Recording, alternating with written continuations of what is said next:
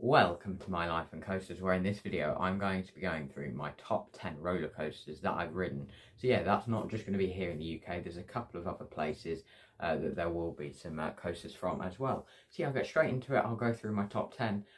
So yeah, at number 10 then we have the Swarm at Thorpe Park. So yeah, this is a B&M wing coaster, the UK's first B&M wing coaster. I believe it was only second in the world. There's a top height of around 127 or 131 feet. Not too sure on that. I find contradicting things everywhere. I think because of the different wings, obviously one is higher than the other at the top of the ride. Yeah, and as well as that has a top speed of just under 60 miles per hour. Yeah, it's a pretty nicely themed coaster as well. It's got lots of theming, which is I think what makes this ride a lot more for me. It's good throughput, queue moves nice and quickly. It's a very smooth ride. Yeah, you get some sort of nice sort of, not airtime, but nice sort of whippy elements in this wing coaster. So yeah, that's the Swarm at Thorpe Park. So yeah, on to number 9 then, and it is the Wicker Man at Alton Towers. Now, you may have seen the Wicker Man has had a small foreign object that might have caught fire on it. Not too sure on what's happened with that, so it's unfortunately closed at the minute. Yeah, that's at number 9. Lovely theme, love the Wicker Man, nicely presented. Obviously quite a new coaster, opened in 2018. It's a wooden coaster. It was the UK's first wooden coaster in a long time. So yeah, really good to see that one. Massive theming structure for like Big Bob. You've got some tunnels and stuff. Really unique ride, lots of effects, like the pre-show. Yeah, and that is the Wicker Man, just a really good wooden coaster. The airtime isn't great on it, it could be better, but yeah, for what we've got in the UK, there isn't actually that much better. So, on to number 8 then, we have Megaphobia at Oakwood Theme Park in Narberth, Wales. So yeah, this is a really good wooden coaster that's just packed full of airtime. Unfortunately, not got much in terms of theming, otherwise it'd probably be a lot higher up on this list.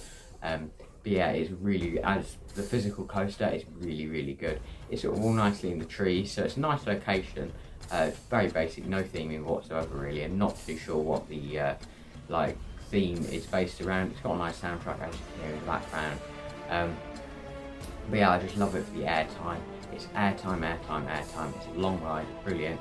That first drop is epic as well, and that is Megaphobia at Wales in 8th place. So on to number 7 then, we have the UK's tallest roller coaster. I was about to say wooden coaster there. Yeah, so the big one at Blackpool Pleasure Beach stands at 213 feet. I was about to say it used to stand, but it still stands at 213 feet. The park will advertise that it's like 235 feet, but that is above sea level.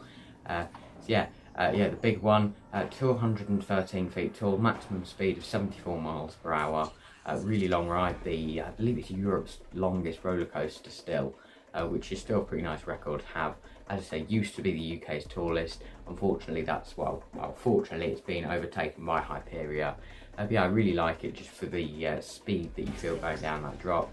You don't really get much airtime, or not as much as you'd think. The only bit I really get a lot of airtime is going up into that mid-course brake run. It sort of feels like the train jumps a bit. It does feel a bit weird, but yeah, I love it. It's a very sort of odd ride, built by Aerodynamics. Yeah, and obviously it's one of the world's most iconic coasters, so in at number 7 is the bigger one. So, in at number 6 then is a coaster that is one of my favourites in the UK, and it only opened this year, and that is Nemesis Reborn. Talking of iconic coasters, Nemesis Reborn has to be one of them, or Nemesis. Yeah, obviously originally called Nemesis, opening in 1994, layout designed by John Wardley, had a really good theme, has an even better theme now, one of the best themed coasters in the country. It's got this like epic eye theming piece, epic queue line, brilliant soundtrack as you can hear, new track colour, or actually new track as well, new trains, or even over the same type of trains. Yeah, I just much prefer this to the older one. As much as the old Nemesis was iconic, this one just feels like it runs quicker, so much better theming. Yeah, and I just much prefer Nemesis Reborn, and I think it's one of the UK's best coasters. So, and on to number 5, it's our first coaster outside of the UK, and it's at Plopsaland de Pan in Belgium. And yeah, that is Anubis the Ride. So yeah, Anubis the Ride is a Gerstlauer launch coaster, has a height of around 109 feet, I believe. And it's got one of the best launches I've ever experienced. In my opinion, I think it's my favourite launch. It's an LSM launch. How the ride works, go over quickly. You come out of the station, down this little drop and you're straight into this massively quick accelerating LSM launch over this top hat. You've got lots of nice elements. Normally Ghost Flowers are quite rough. This one is still pretty rough, however, if you keep your head forward, it's an enjoyable ride. Yeah, and that is Anubis at 5th place. So in at number 4 then, we have a ride that was once my favourite coaster of all time, and it's sort of held that for a very long time, and that is Icon at Blackpool Pleasure Beach. I still can't actually believe I've placed it at 4th place, but there's so many other good rides that I've ridden since I first rode Icon. Icon, Mack Ride's launch coaster, 2 launches, UK's first double launch coaster. It was advertised as, really the park that advertised it as that, Blackpool Pleasure Beach, already had Revolution, which has 2 launches, so a bit of an interesting one there. Mack Ride, obviously, Mack Rides are well known for their lovely trains.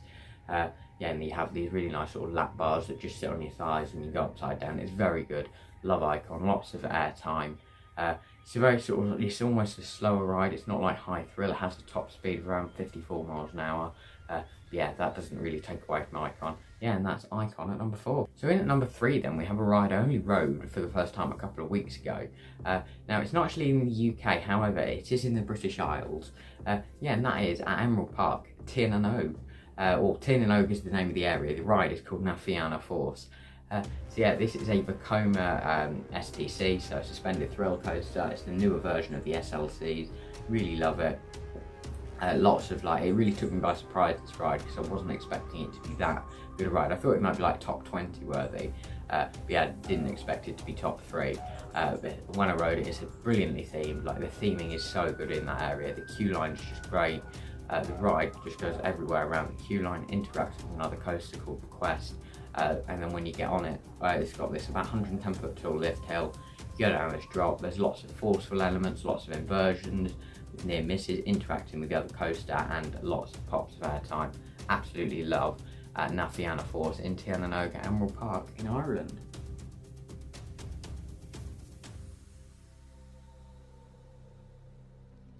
So at 2nd place we have a ride I've closely followed the construction of last year and this year. It's at Thorpe Park. It's the UK's tallest, fastest and most weightless roller coaster, Hyperia.